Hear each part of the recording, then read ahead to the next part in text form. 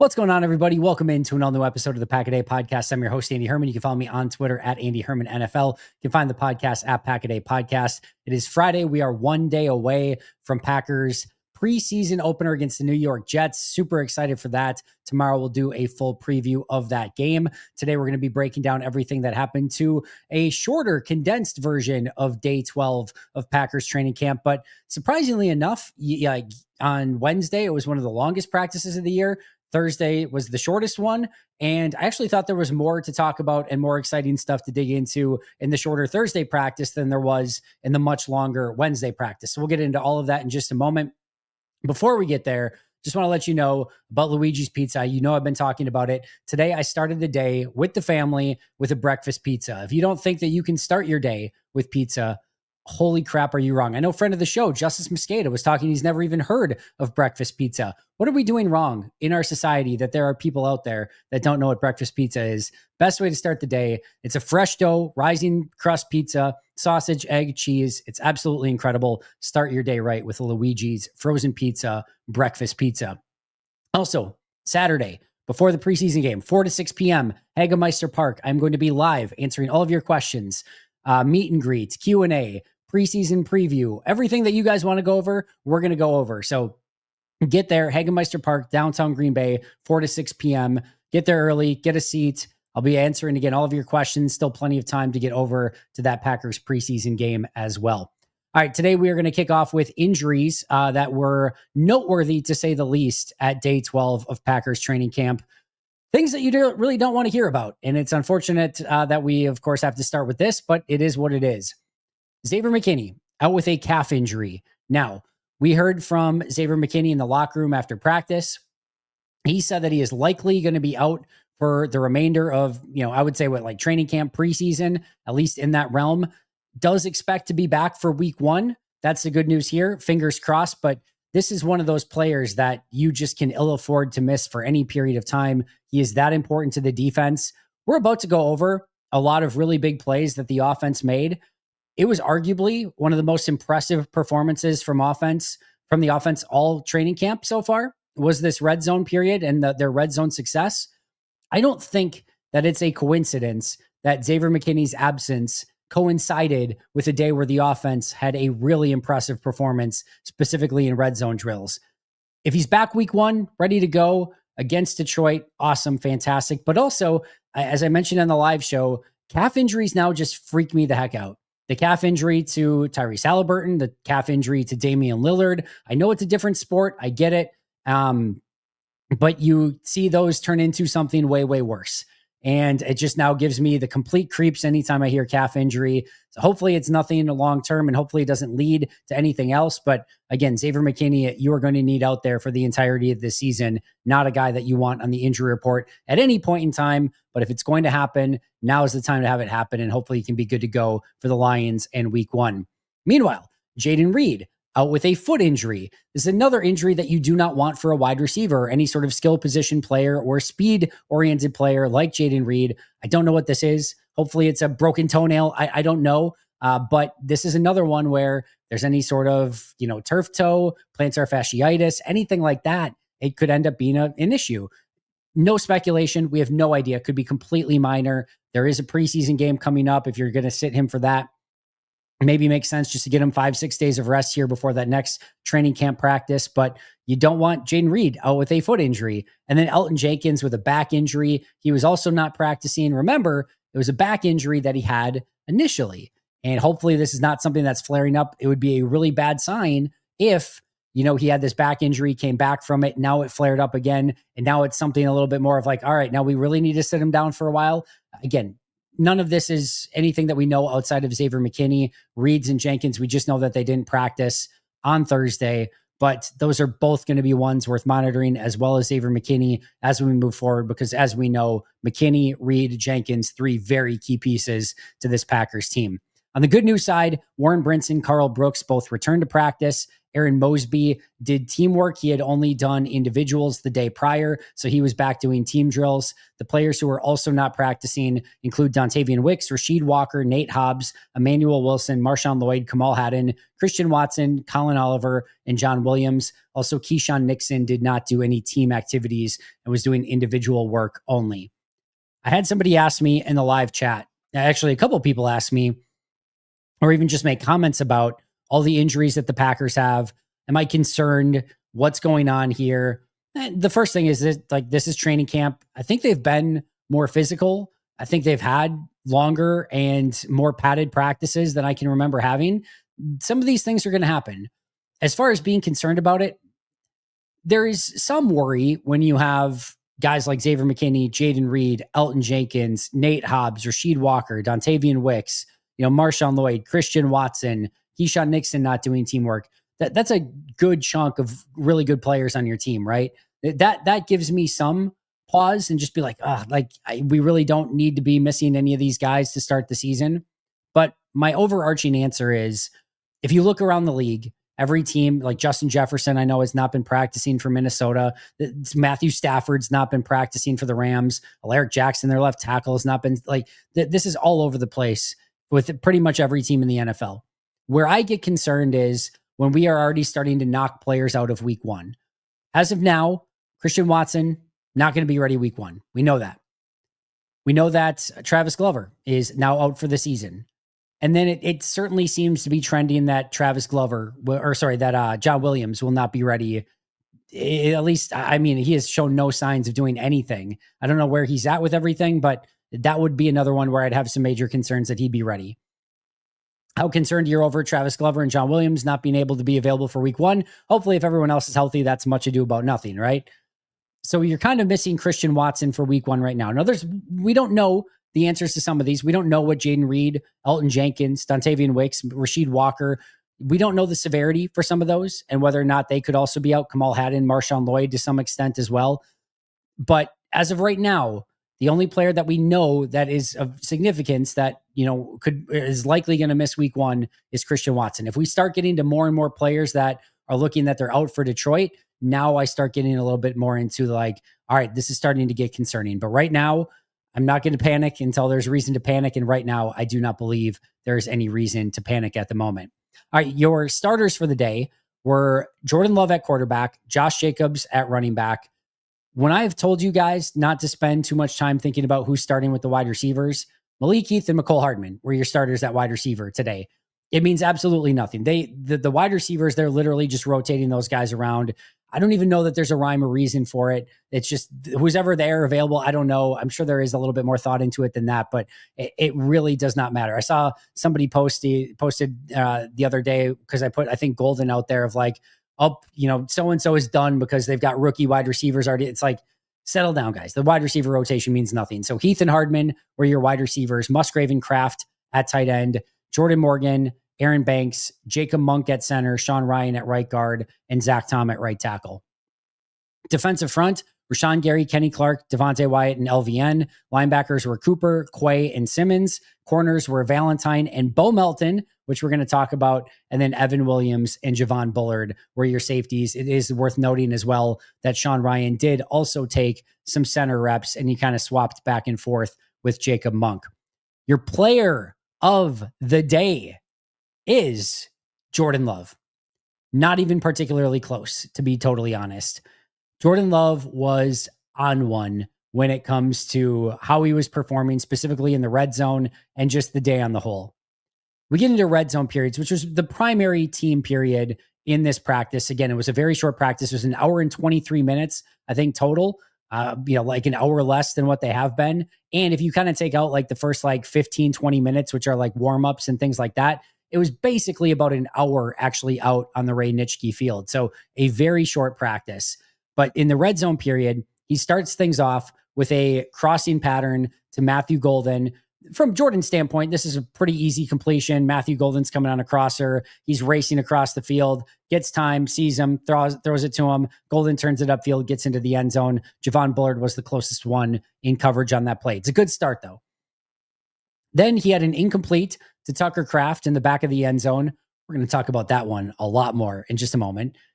Followed up by a Jordan Love to Savion Williams touchdown, a Jordan Love to Matthew Golden touchdown on a diving catch by Matthew Golden.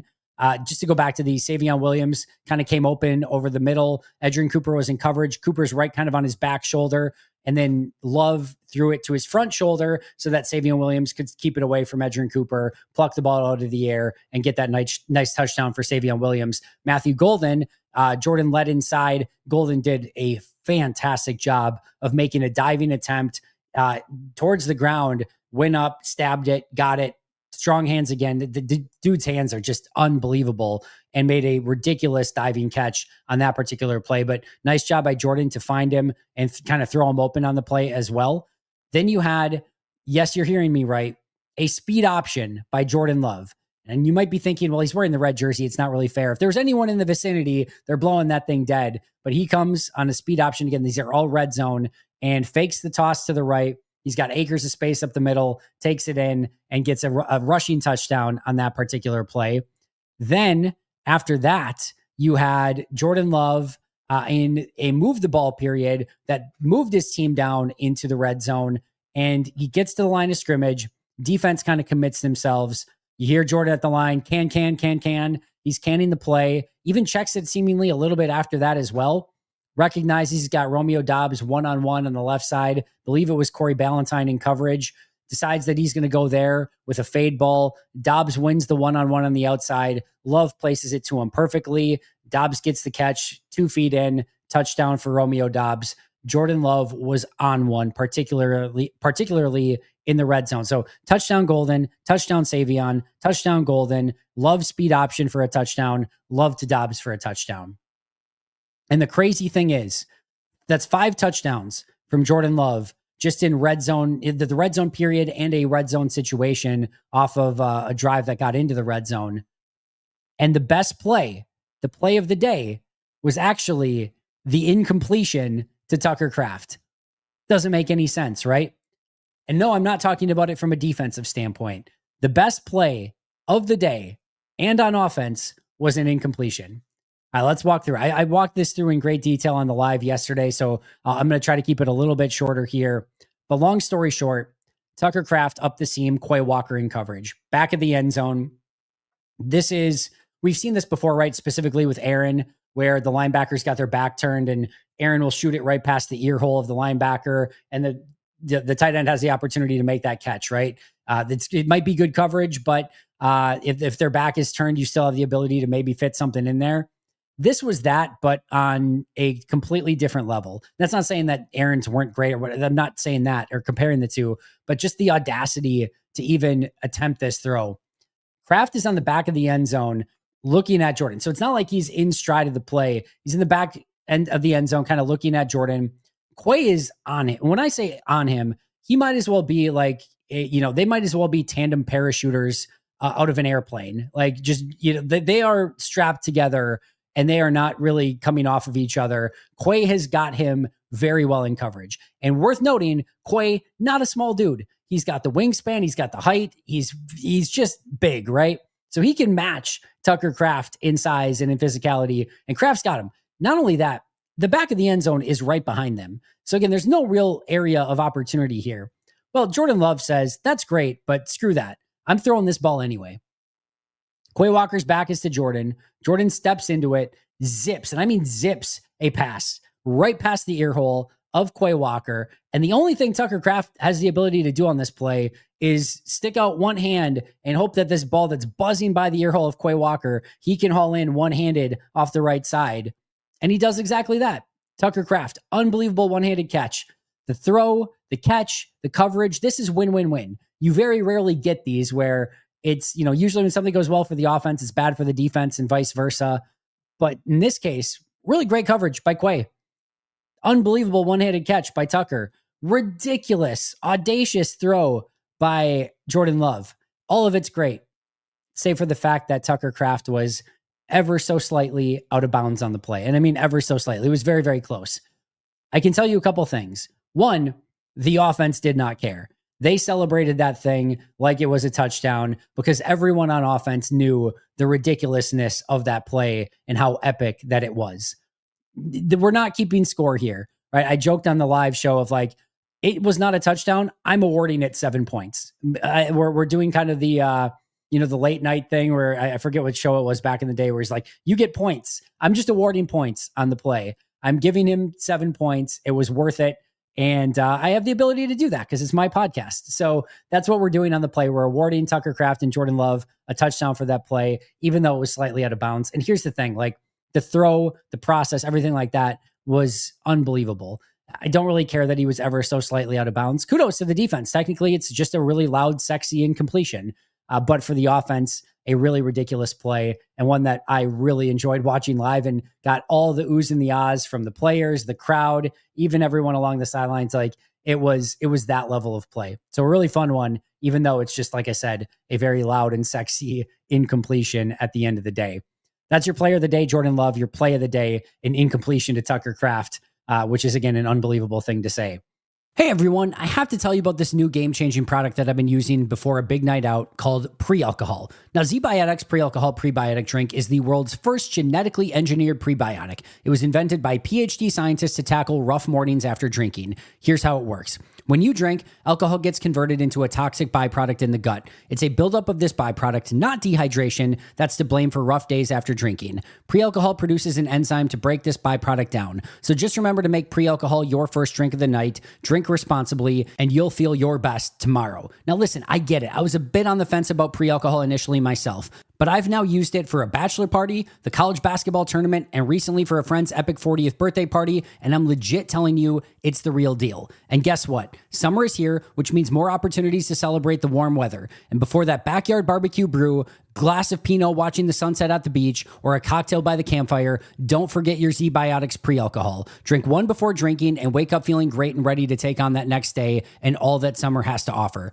Go to zbiotics.com/packaday to learn more and get 15% off your first order when you use code PACKADAY at checkout. ZBiotics is backed with a 100% money-back guarantee, so if you're unsatisfied for any reason, they'll refund your money, no questions asked. Remember to head to zbiotics.com/packaday and use the code PACKADAY at checkout for 15% off. Make sure to support our sponsors and use that code PACKADAY. All right, some players of note. Brandon McManus, it's over. It's done with. 2 misses on the day. He is now 46 of 49. Actually, I think he's missed 4 now. I know somebody tweeted out 46 of 49, but I know he's now missed 4 kicks in camp so far. So, we're probably right around that, 45 of 50 mark, somewhere in there. So, right around 90%. He's still having a fantastic camp. They've been really close, his misses have been, but 2 misses today, which is very rare and very odd. His first 2 miss day of any camp or family night or anything like that so far for McManus. So I'm sure he's going to get that turned around. I don't think we need to give Greg Joseph a call or Braden Narvison a call to have him come in and compete, but a couple misses today from Brandon McManus. Bo Melton. This is not how this has been supposed to go for Bo Melton this quickly. I understand Keyshawn Nixon's not doing team. Nate Hobbs is out. Kamal Haddon is out. But with the number ones all day at corner was Bo Melton. Had a Kalen King, had a Corey Ballantyne. Isaiah Dunn has played real life NFL snaps in the NFL at corner ahead of Isaiah Dunn. Bo Melton gets a start in this particular practice opposite Carrington Ballantyne and completely holds his own all throughout the day. There's one catch he allowed to Savion Williams, but I mean, it was a nice play overall by the offense and by Savion. Just unbelievable that this idea during minicamp of putting him out there because they were a little bit short on corners, they thought he might be able to do it while making note that he's still a wide receiver, has now turned into him being a full-time corner, wearing number 16, CB next to his name on the roster, and looks like he's going to make this team. Like, which is crazy. I'm not ready to jump quite to that conclusion. I still think there's going to be a battle to go when Kamal Haddon, if and when he gets back, Micah Robinson, Kalen King, Corey Ballantyne, there's going to be a fight for these roster spots. But Bo Melton seems to have a real opportunity here to earn a job as a corner on this team. Not a gadget guy, not a Cordell Stewart slash where he can do a bunch of different things, as a true legitimate corner who can also moonlight as a wide receiver still when you need him to. And of course, he's going to play a bunch of different special teams, but he's in this competition legit for number 4, number 5 corner on this team, which is absolutely remarkable. Has not played the position since high school. And he's just like, I got this anyway. The the height, weight, speed, especially the speed from Melton, it plays. The hips, they're good. Like, he can change direction. He's getting the nuances of the game down day by day. And it's just really incredible that this wide receiver turn corner is very much in the conversation to play out there at the position. And it's been a really, really impressive start for Bo Melton at that spot, in a better day today as a starter going against the ones through pretty much the entirety of the time that he was out there. I love the way that Savion Williams is integrating himself in this offense more and more by day. We talked about that touchdown catch, also had a nice catch over Bo Melton, and he is just coming into his own. You can start seeing the confidence grow in real time with Savion Williams. Green Bay found themselves two really fun rookie wide receivers. Really excited that both are on the team. I'm hoping Savion plays in the preseason, that he's good to go. I don't know that he's going to because of that shoulder injury that kind of continues to linger, but he is really starting to gain some confidence on offense. Israel Abanikanda only had one run of note, but you can really tell that he just has that physicality and that first step explosiveness that's really intriguing. He's going to get a chance to go against his old team on Saturday, but he's had a couple runs in camp that just make you kind of catch your eye. If nothing else here, I would say that it's pretty clear at the moment that he's ahead already of the two undrafted free agent running backs. We'll see if that kind of comes to fruition as well against the Jets on Saturday, but I'd expect a pretty decent amount of playing time from Abanikanda against New York this coming Saturday. John Fitzpatrick. Just put a little earmark next to this when it comes to John Fitzpatrick. This is another player that is becoming more than just a blocking tight end, and day by day is separating himself, I would say pretty exponentially from Messiah Swinson and, Lumpkin and those guys. But he's starting to get a gap there between Ben Sims as well. The blocking's been good, but more importantly, like, he's actually coming up with some pretty impressive catches. He was open over the middle of the field. Malik Willis missed him. There was almost an interception on the play, but he also had a really nice catch. He had a touchdown the other day. Like, he's starting to stack success, not only just as a blocker, but some of the stuff as a receiving tight end as well. He's looking the part, and I think Green Bay has found their number 3 tight end. He's had a really nice start to camp so far. Just remember John Fitzpatrick, just starting to gain a bit more and more confidence. And this is around the time, I think he's in year 3 or 4. And this is around the time that tight ends start to maybe feel a little bit more comfortable. It's just a really difficult position to transition to. We'll see if Fitzpatrick can have a little bit of that breakout. We came to Green Bay last year, but in kind of his second year here in Green Bay, and getting a little bit more opportunity more and more as the days goes on. Matthew Golden. We talked about him. We talked about the plays that he made already, the couple touchdowns. I just want to say he continues to impress. The catch that he made in the back of the end zone, his teammates, his coaches, you could tell were really impressed by that one. The hands are just ridiculous. And it just is something every single day with Matthew Golden, where he continues to impress with pretty much everything that he does out on the field. Meanwhile, Kalen King, couple nice pass breakups, one on Amar Johnson in red zone drills, another on Cornelius Johnson later in practice on a deep ball where he was stride for stride with Cornelius Johnson. It was a good ball, true 50-50, and Kalen King went up and knocked that thing away. Some other miscellaneous plays. Malik Willis in red zone had a really beautiful touchdown pass to Julian Hicks. We've talked about Julian Hicks. He comes up with a big reception pretty much every single day. It was a diving catch by Hicks. It was also a tight window throw from Malik Willis where he had to get it at that spot and really give Hicks that difficult catch opportunity. Hicks paid it off, got the touchdown. Nice play from Willis and from Julian Hicks. Chris Brooks had another really nice run on the inside. Again, just showing off a little bit more agility than I think we've seen from him. We know he's got the physicality, the pass protection, the catching out of the backfield, but he's shown more as a runner than I think we've seen from him. He's taking that next step as well. We talked about the Malik Willis overshoot on the pass to John Fitzpatrick. Almost an interception by Katano Ladapo on that play. Deslin Alexander continues to show up. He had another pressure in practice today. Aaron Banks had a false start, which got him pulled out for a play, and Donovan Jennings put in his place. Rashawn Gary beat Jordan Morgan for a would-be sack. Will Shepard in red zone dropped a potential touchdown pass from Malik Willis. That's one of your Will Shepard you got to come down with. Back-to-back sacks. We talked about that Rashawn Gary one on Jordan Morgan for a sack. On the next play, coverage was phenomenal down the field. Jordan tried to buy time. The pocket collapsed on him. I think technically he checked it down. I would have called that one a coverage sack on the play. And then on the next play, again, bought time, keeping an eye downfield. Everything's covered up. Second consecutive coverage sack. This one, Kenny Clark did get to the quarterback, and they did call that one a sack on the play. Colby Wooden had a jump off sides, which resulted in a free play for Jordan Love. He tried to get Tucker Kraft down in the end zone. Looked like he had him, but Javon Bullard at the last second made a leaping pass breakup. Really nice play from Bullard there. Bretton Cox almost picked off a screen pass one-handed. They were trying to go to a little short middle screen to the running back, and Bretton Cox played it perfectly, got his hand in there on time, almost came up with that beautiful one-handed pick, but it just fell incomplete. And then at the very end of practice, the very last play of the day, Corey Ballantyne had a diving pass breakup to end practice. He's had, I think, 3 pass breakups in 3 days so far. Nice out of nowhere pickup for Green Bay to add some depth into that secondary. Some miscellaneous news and notes. Matt LaFleur talked about his starters playing in preseason. That's going to happen. And it seems like this week against the Jets is where that's going to start.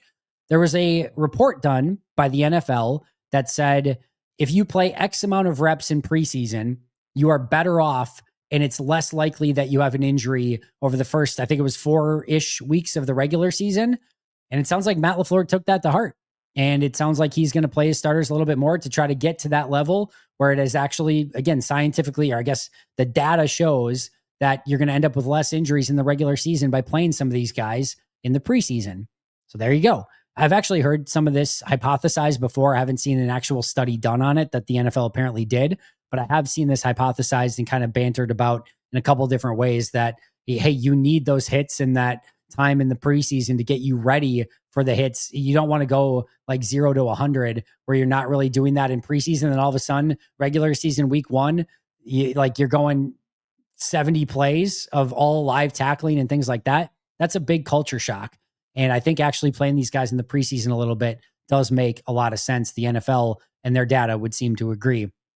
Marshawn Lloyd was wearing a helmet and doing some cutting off to the side. Hopefully that's a good sign for Lloyd moving forward and that he can be back sooner rather than later. And then last but not least, the offense was doing some interesting unbalanced line work where you'd have 2 tight ends on one side and then 2 tackles on the other, just some things like that. I almost think it was more of just to see how the defense would respond than anything else, but a couple unique looks from the offense on this particular day. That is going to do it for me today. Thank you so much for joining me. Cannot thank you enough. We'll be back tomorrow with a Packers-Jets preseason preview that you will not want to miss. Shout out to our All-Pro and Hall of Fame members, PJ Wynn, John Wild, Brandon Paletta, Boom Handle, Donald Lee, Lori Lord, Baby QB, David McCluskey, Donald Decker, Alex Wong, Peter Ritaka, Jay Zimmerman, B. Brown, Puerto Rican Packer, Dan Gesford, Dylan Patscott, SoCal Pat, Chris Rager, Izzy Roberts, Ian Ewing, Carlo Delgado, William Winklesinkel, Jen Wright, The Gable Storm, Pack Attack Cast, Chris Weish, and Craig. See you soon, but until next time, and as always, go Pack Go.